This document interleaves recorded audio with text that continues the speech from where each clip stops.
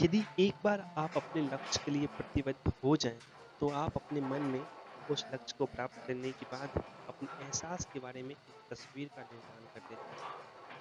फिर आपका दिमाग तुरंत एक चुंबक की तरह अपने काम में लग जाता है, जो आपके लक्ष्य को वास्तविकता में बदलने के लिए बहुत ही आवश्यक होती है।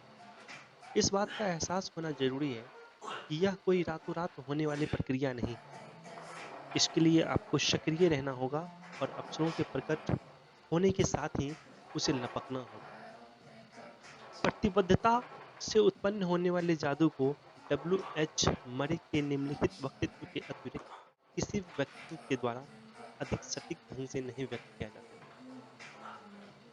मतलब डब्ल्यू एच मरे एक व्यक्ति हैं जिन्होंने इसके बारे में अपनी सोच बताया कि जब तक कोई व्यक्ति किसी बात के लिए प्रतिबद्ध नहीं होता, उसके झिझकने, पीछे हटने और प्रभावी ढंग से होने की संभावनाएं नहीं बनी होती। किसी भी नई पहल के पीछे एक मूल सत्य होता है। इस बात को हम फिर से समझने की कोशिश करते हैं कि जब तक कोई व्यक्ति किसी बात के लिए कमिटमेंट नहीं होता है, उसके पीछे हटने या फिर अप्रभावी ढंग से होने की संभावनाएं बनी रहती है।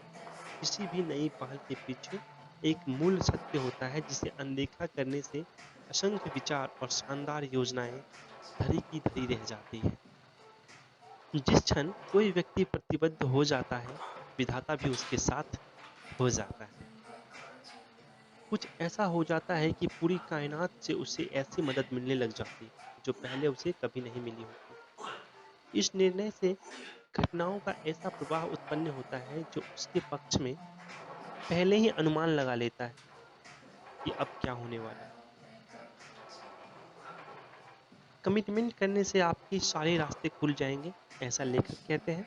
कमिटमेंट यानी कि प्रतिबद्धता की शक्ति का एक और चमत्कारिक पहलू है। शुरुआत में आपके लिए यह जानना जरूरी नहीं है कि आप किस तरह अपने लक्ष्य को हासिल करेंगे। यदि आपके पास कोई आरंभिक योजना है, तो समझे कि आपकी हालात अच्छी है, लेकिन आने वाले हर चरण की पूर्व योजना बनाना अनिवार्य नहीं है। वस्तुतः आप किसी भी कीमत पर काम करने का उत्साह दिखाते हैं, तो कई बार अचानक सही राह स्वतः ही प्रकट हो जाती है। उदाहरण के तौर पर ऐसे लोगों से आपकी मुलाकात होती है जिनसे मिलने का आपका कोई इरादा नहीं होता है। आपके लिए कई द्वारा अनपेक्षित रूप से खुल जाते हैं और वो उनसे आपसे मुलाकात हो जाती है। ऐसा लगता है मानो भाग्य आप पर मेहरबान हो गया हो, जबकि सच्चाई यह होती है कि अपनी प्रतिबद्धता के द्वारा आप ऐसी पॉजिटिव घटनाओं का सृजन करते हैं। इसके कारण आपका दिमाग ऐसी घटनाओं को खोज निकालता है। मैं आपको बताता हूँ कि किस तरह मेरे लिए, यानी कि लेखक के लिए, अनपेक्षित रूप से सफलता के द्वार खुले थे। बात 1989 की है, जब लेखक ने प्रेरक लेख लिखना, मोटिवेशनल बुक लिखना स्टार्ट किया था। हम आपको आगे की बात तो लेखक की भाषाओं में समझाते हैं। मैं पॉजिटिव एटीट्यूड की शक्ति तथा अन्य सफलता सिद्धांत के बारे में बहुत कुछ सीख चुका था। मैं इस ज्ञान को दूसरों के साथ साझा करने के लिए प्रतिबद्ध हो चुका था, ताकि वे भी इससे लाभान्वित हो। लेकिन मुझे समझ नहीं आ रहा था कि मैं कैसे और कहाँ से शुरुआत करूँ। क्या मुझे अखबारों में अपने लेख भेजने चाहिए? क्या मुझे उन्हें पत्रिकाओं में छापने के लिए देना चाहिए, या फिर मुझे कोई पुस्तक लिखनी चाहिए? मैंने सबसे पहला काम किया कि एक स्थानीय सूचना पत्र में अपना लेख भेजा, जो प्रशिक्षण और मानव संस्थान के विकास में शामिल लोगों के लिए रखा गया था। यह लेख 1990 1990 यानी कि 1990 की गर्मियों में प्रकाशित हुआ था। एक महीने बाद मुझे स्टुटर्म पोनेन नामक एक सज्जन का कॉल आया।